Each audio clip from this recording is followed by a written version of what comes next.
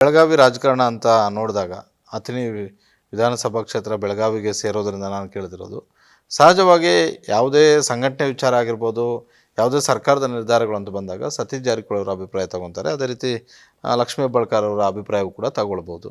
ಸಿದ್ದರಾಮಯ್ಯ ಮತ್ತು D K Shivakumar ಇಬ್ಬರು ಸೇರಿ ಗಜಾನನ ಮಂಗಸೂಳಿ ಅವ್ರಿಗೆ ಟಿಕೆಟ್ ತ್ಯಾಗ ಮಾಡುವಾಗ ಆವಾಗ ಹೇಳ್ದಂಥವ್ರು ಇವತ್ತು ಕೂಡ ನಿಮಗೆ ಸ್ಥಾನಮಾನಗಳು ಸಿಗದೇ ಇದ್ದಾಗ ನಿಮ್ಮ ಬಗ್ಗೆ ಅವ್ರ ಕನಿಕರ ಇದೆಯಾ?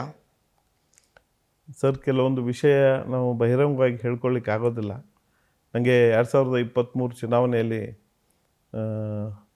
ಬೆಳಗಾವಿಯ ಪ್ರಮುಖ ರಾಜಕಾರಣಿಗಳು ಇನ್ನೂ ಅನೇಕರು ನನಗೆ ಇಲ್ಲಿಯ ಸೌದಿಯವರು ಸೇರಿದಂತೆ ನನಗೆ ಆಶ್ವಾಸನೆಯನ್ನು ಕೊಟ್ಟಿದ್ದರು.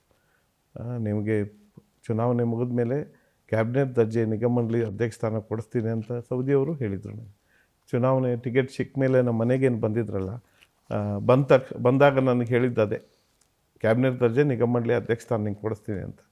ಬಟ್ ಇಲ್ಲಿವರೆಗೂ ಅದಾಗಿಲ್ಲ. ಹೇಳಿದ್ದಾರೆ, ಅವರು ತಮ್ಮ ಮಾತನ್ನು ಉಳಿಸ್ಕೊಳ್ತಾರೆ ಅನ್ನುವಂಥ ವಿಶ್ವಾಸ ನನಗಿದೆ.